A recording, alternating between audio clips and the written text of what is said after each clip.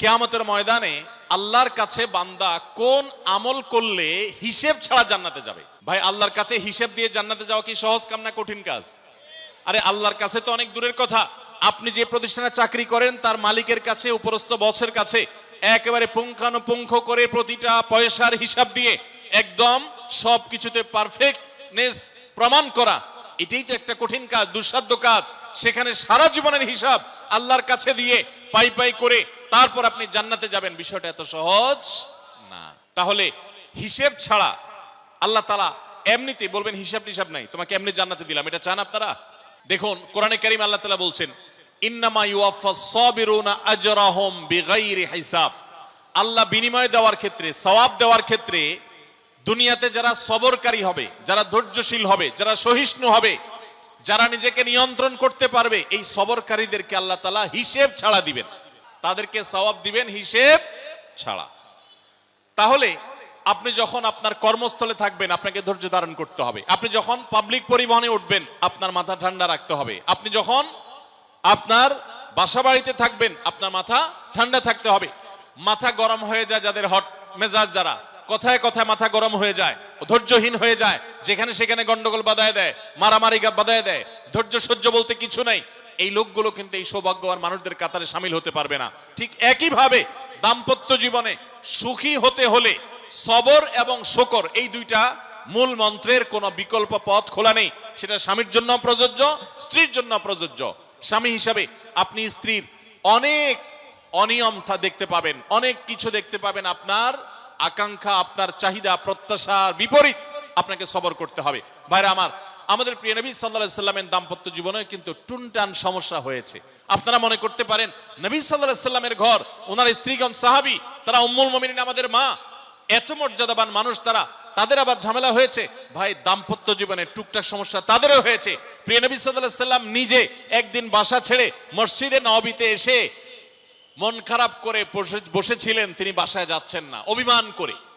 ওমর রাদিয়াল্লাহু তাআলা আনহু বিষয়টা বুঝতে পেরে, তার মেয়ে যেহেতু নবী সাল্লাল্লাহু আলাইহি সাল্লামের স্ত্রী, তিনি সেখানে গিয়ে ভেতরে প্রবেশ করে তার সাথে কথা বলে তথ্য উদ্ঘাটন করে সেটা মিটমাট করার ব্যবস্থা করেছেন। স্বয়ং নবী করিম সাল্লাল্লাহু আলাইহি সাল্লামের জামাতা, ইসলামের চতুর্থ খলিফা আলী রাদিয়াল্লাহু তাআলা আনহু, তার মতো এত মর্যাদাবান মানুষ, তার ঘরে স্ত্রী হিসাবে আছেন কে? মুহাম্মদ সাল্লাল্লাহু আলাইহি সাল্লামের মেয়ে, জান্নাতে নারীদের সর্দার ফাতিমা রাদিয়াল্লাহু তাআলা আনহা। এত বড় মানুষ তারা, স্বামী স্ত্রী দুইজন, দুই দিককার নেতৃত্বে, একজন যুবকদের নেতৃত্ব দিবে, আরেকজন জান্নাতি যুবতীদের, নারীদের নেতৃত্ব দিবে। এত বড় মর্যাদাবান মানুষ, তাদেরও দাম্পত্য জীবনে কিন্তু টুনটান হয়েছে। একবার আলী রাদিয়াল্লাহু তাআলা আনহু এসে মসজিদে টানটান হয়ে শুয়েছিলেন মাটিতে, মনটা খারাপ, ঘরে একটু হালকা ঝামেলা হয়েছে, তো এই জন্য মসজিদে নববীতে এসে মাটিতে শুয়ে আছেন। নবী করিম সাল্লাল্লাহু আলাইহি ওয়াসাল্লাম দেখে বুঝতে পেরেছেন, টের পেয়ে গেছেন যে কিছু একটা হয়েছে বাসায়। তখন তিনি জামাইকে ডেকে বললেন, কুমিয়া আবা তুরাব, এ মাটির বাপ, মাটিতে শুয়ে আছেন, এজন্য রসিকতা করে বললেন, এ মাটির বাপ উঠো, দাঁড়াও দেখি কি হয়েছে বলো। ভাইরা আমার, দাম্পত্য জীবনে টুকটাক সমস্যা হবেই হবে। যারা বিয়ে করেন নাই আগে থেকে প্রস্তুত থাকেন, বুকে পিঠে ছালার বস্তা সব বেঁধে রেডি থাকেন। বিশেষ করে সময় যেভাবে গড়াচ্ছে, তাতে করে সামনে থেকে হেলমেট পরেও যাওয়া লাগতে পারে। শুধু যাওয়া না, বাসায় ঢোকার সময় বাইক থেকে নামার পর হেলমেটটা আগে খুলবেন না, আগে যা বুঝবেন পরিস্থিতি কি, তারপর হেলমেট খুলবেন। দাম্পত্য জীবনে টুকটাক সমস্যা হবেই, এটা প্রত্যাশিত, মনে রাখবেন। এই জিনিসটা যদি আপনি আগে থেকে মাথায় রাখেন তাহলে আপনার কষ্ট অনেকখানি দূর হয়ে যাবে। আমরা অনেকে আকাশ থেকে নেমে পড়ি, কি বলে, এত বড় সাহস, এই কথা বলতে পারে কেন? ভাই আশ্চর্য হচ্ছেন কেন? এর চেয়ে বেশি কথা বলতে পারে, মাথা বাড়ি মারছে, আরে ভাই ছুরি মারা নাই যে শুকর আদায় করে, বুঝেন নাই কথা?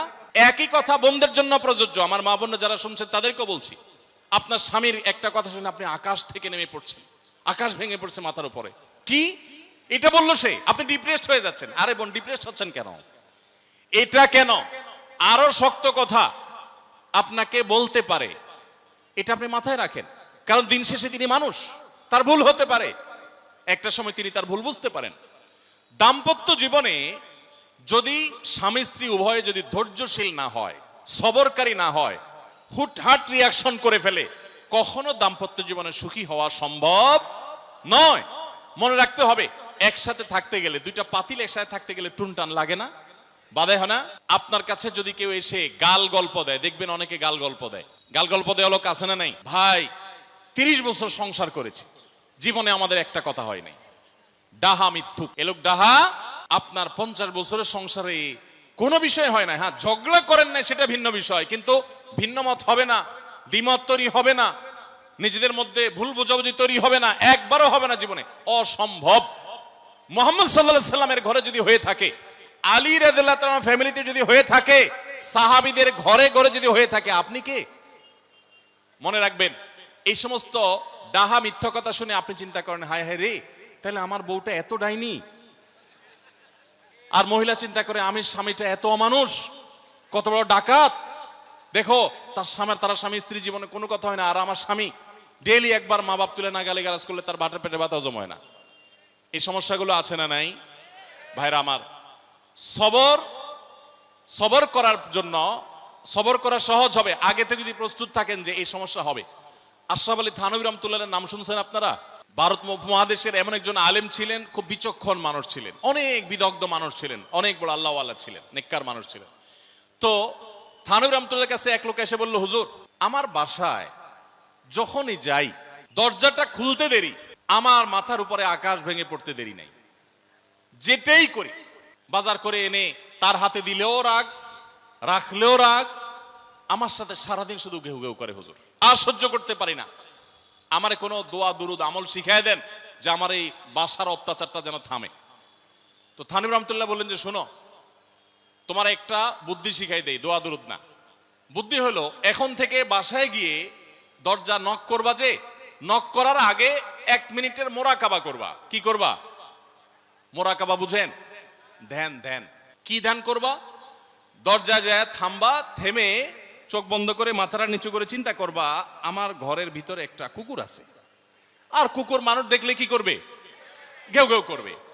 অতএব এটাতে আমার রাগ হওয়ার তো কিছু নাই, কুকুর কেন ঘেউ ঘেউ করছে এটা জিজ্ঞেস করার তার এক বোকামি। অতএব এটা আমি মাথায় কিছু নেব না, ইগনোর করব। কুকুর থাকলে কুকুর তো ঘেউ ঘেউ করবেই, এটা চিন্তা করে এরপরে বিসমিল্লাহ পড়ে নক করবা। তো এই বুদ্ধি অনুযায়ী পরের দিন আসছে বাসা, আগে 1 মিনিট মোরাকাবা করছে, এরপরে দরজা নক করছে। যথারীতি দরজা খোলার পরেই শুরু হয়ে গেছে যুদ্ধ, ইউক্রেন রাশিয়া। যুদ্ধ শুরু হয়ে যাওয়ার পর এই লোক অন্যান্য দিন সেও টুকটাক রিয়াকশন করে, হাতাহাতি, বকাবকি, দুই পক্ষ থেকে টুকটাক হামলা পাল্টা হামলা হইতো। কিন্তু আজকে সেই লোকটা আর হামলা টামলা তার করা দূরের কথা, উল্টা সে মিটমিট করে হাসতেছে, এবং একটা পর্যায়ে আর নিয়ন্ত্রণ করতে না পারে ফিক করে হাসেই দিচ্ছে। এবার বউ চিন্তা করতেছে কাহিনী কি, কারণ যারা ঝগড়া করে তাদের সাথে পাল্টা ঝগড়া না করলেও কিন্তু মেজাজ গরম হয়। কদিন আগে শুনছেন না পত্রিকায় যে এক মহিলা স্বামীরে ডিভোর্স দিছে, কেন? কারণ স্বামী ঝগড়া করে না। কদিন আগে পত্রিকা দেখছেন। এই মহিলা যখন দেখছে স্বামী হাইসা দিছে, সে এবার ঝগড়া করে থামায়া বলতেছে, ঠান্ডা মাথা বলছে, কাহিনী কি বলো তো, তুমি হাসতেছো কেন? বল না না কিছু না, কিছু না। সে তো বলবে না।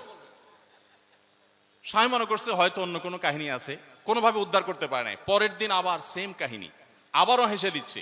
মহিলা চিন্তা করছে ব্যাপার কি, বলে না আজকে তো তোমার একদিন কি আমার একদিন, বলতেই হবে তোমার। কেন তুমি হাসতেছো? আমার ঝগড়ার বিনিময়ে তুমি ঝগড়া না করে হাসতেছো, অপমান করতেছো। আমার ঝগড়ার কোনো দাম নাই, আমি কি কথা বলতেছি না, এগুলো কোনো মূল্য নাই। যখন চেতে যাচ্ছে এবার বলতেছে, শোনো, তুমি যেহেতু জোরই করতেছো, তাইলে আমি বলি, আমি গেছি এক হুজুরের কাছে, হুজুর আমার এই বুদ্ধি শিখাই দিছে, আমি সেই বুদ্ধি অনুযায়ী চিন্তা করি। এখন আমি চোখের সামনে যখন চিন্তা করি যে কুকুর গেউ করতেছে, আমার হাসি আসে। তখন বউ চিন্তা করে, কি বললা তুমি? তাহলে তুমি এই মনে করো আমারে? এবার থেকে বেচারে ঝগড়া করার আগেই তার থেমে যায়, চিন্তা করে হায় হায়, আমি ঝগড়া করলে তো সে মনে মনে আমার ওইটা চিন্তা করবে। বুঝতে পারছেন? দাম্পত্য জীবনে একটু বুদ্ধিশুদ্ধি করে না চললে, শুধুমাত্র সোজা হয়ে দোয়া দুরুদ পড়বেন আর সব সোজা হয়ে যাবে, শুয়ের মতো, এত সোজা না। একটু বুদ্ধিশুদ্ধি খাটায় চলতে হয় এবং সবর করতে হয়। এই যে ভদ্রলোক যদি সবর না করতেন, তাহলে মারামারি কাটাকাটি করে কখনো সমাধান হয় না। স্বামী স্ত্রী উভয়কেই আমরা এই যে ঘটনা বলেছি, এই ঘটনার মাধ্যমে কাউকে ছোট করা উদ্দেশ্য না, জাস্ট বোঝানোর উদ্দেশ্য। এটা বিপরীত দিক থেকেও হতে পারে যে আমরা সবর করতে হবে দাম্পত্য জীবনে। তাহলে আগে থেকে, যদি এই ঘটনা বলার উদ্দেশ্য হলো যে এই ভদ্রলোক আগে থেকে যখন অপেক্ষা করছেন যে হ্যাঁ অনাকাঙ্ক্ষিত কিছু হতেই পারে, তখন এটার জন্য প্রস্তুত থাকার কারণে আর তার ঝামেলা বাড়ে নাই, বরং কমছে। এখন আপনি যদি আগে থেকে প্রস্তুত থাকেন, দাম্পত্য জীবন টুকটাক সমস্যা হবেই, দুই ঘরে দুইজন মানুষ একসাথে হয়েছি, বহু কিছুতে গরমিল হবে। অতএব আমরা সবর করব, ধৈর্য ধারণ করব, ভালো দিনগুলো দেখব। প্রিয় নবী সাল্লাল্লাহু আলাইহি সাল্লাম বলেছেন, তুমি তোমার স্ত্রীর কোনো কিছু দেখে যদি রাগান্বিত হও, তুমি তোমার আপনার স্বামীটা হয়তো অমানুষ, সে আপনাকে গালিগালাজ করে কিন্তু চরিত্রহীন না। অনেকের স্বামীটা খুব ভদ্র কিন্তু চরিত্রহীন, ব্যবহার ভালো করে চরিত্রহীন, তাদের কষ্ট আপনার চাইতে কম না। অনেকের স্বামী খুব ভদ্র কিন্তু বেকার, দুই পয়সা কামাই করতে পারে না, সারাদিন ঘরে বসে বসে খায় আর শ্বশুরবাড়ি থেকে যৌতুক এনে আইনা খায়, নিশ্চয় আপনি তার চাইতে ভালো আছেন। মানুষ এভাবে যখন ভালো দিকগুলো চিন্তা করবে তখন তার ভিতরে শকর আসবে। তাহলে দাম্পত্য জীবনে সুখ শান্তির জন্য তৃতীয় করণীয় হলো সবর এবং শকরের চর্চা করা। আল্লাহ আমাদের সবাইকে তৌফিক দান করুন। আস-সুন্নাহ ফাউন্ডেশন, উম্মার স্বার্থে সুন্নাহর সাথে।